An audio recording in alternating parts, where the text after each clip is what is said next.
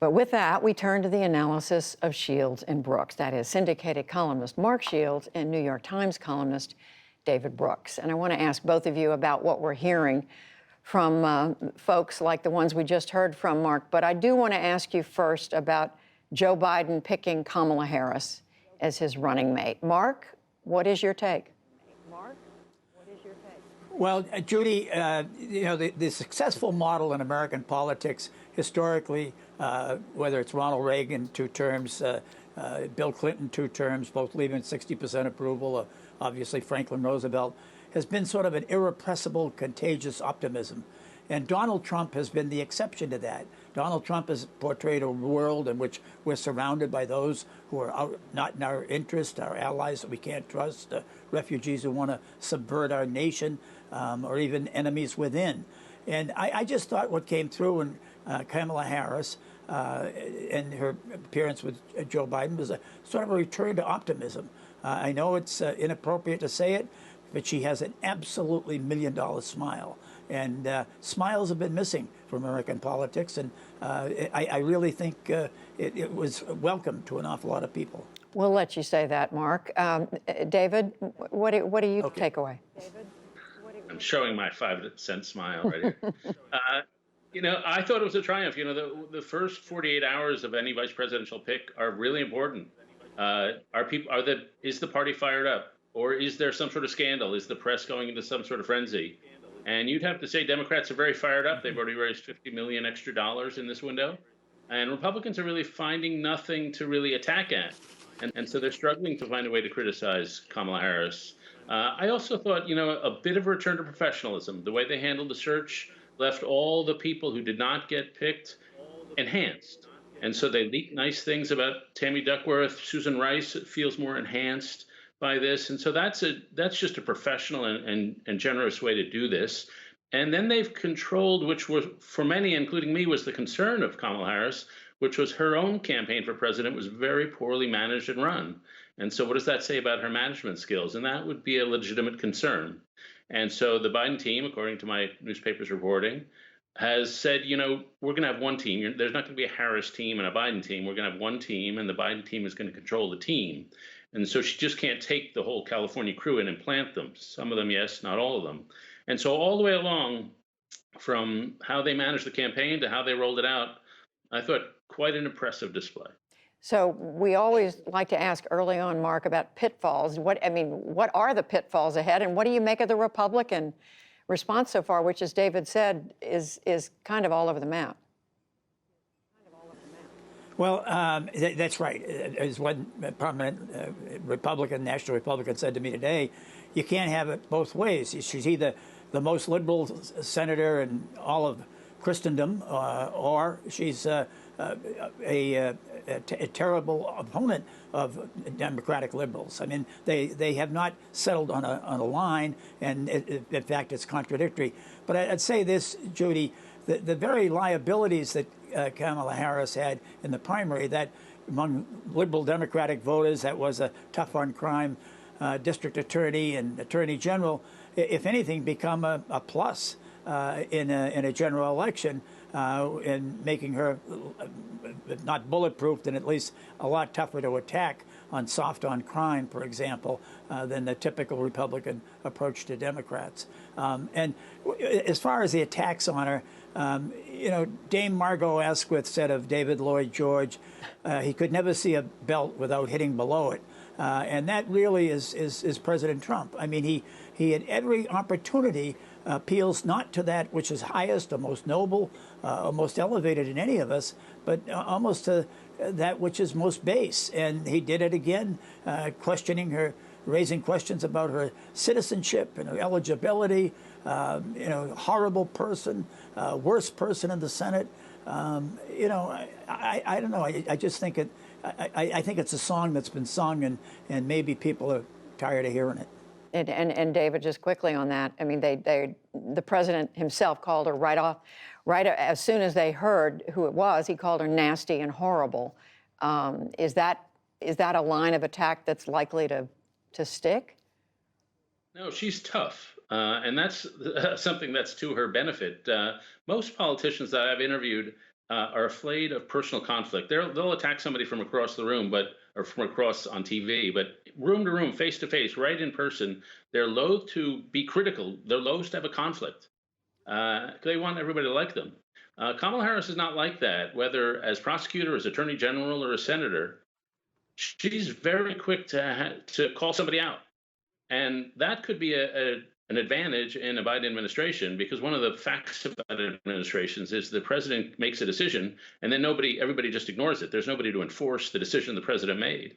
And if she can be a person who keeps people in line, that would be a gift to the administration. So the flip side of Trump calling her nasty is actually a true feature of her career, which is marked, which is that she has a certain toughness that is really rare in politics. Maybe she'll be the enforcer.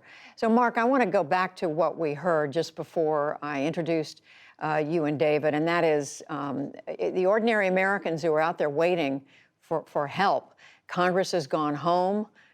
They haven't come to an agreement. The Democrats say they've dropped their bid from $3 trillion to $2 trillion, and the administration is saying we're at $1 trillion.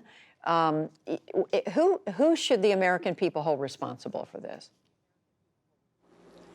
Well, I think they hold responsible the government.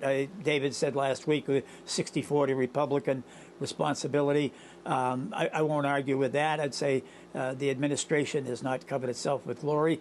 But I think the Democrats, I would be holding hearings at this moment on just exactly what's happening. The voices we heard. I mean, statistics don't bleed. Statistics don't cry tears, but human beings do. And anybody who could listen to those poignant portraits and self-statements just made on our show and not respond and say, oh, we can wait until September, or I've got to get to the county fair and campaign at the 4-H show or wherever else, or go to Nantucket, I think has an awful lot to answer for. David? Yeah, this is yet another downside of COVID, actually. When you're only in Washington, or you're only in the media world, or in the political world, I should say, life is abstract. It's scoring political points. It's how to win this game. The advantage of campaigning at any level is that you're right face to face with human beings, and it's not an abstraction anymore. It's their lives and your lives together. And so you see the vast gulf between Washington and the real lives of Americans. And Washington isn't able to say, okay, we have these fights, but these people are really suffering. Let's figure this out. And they're lost in the political point scoring. And this is why people have such intense contempt for Washington.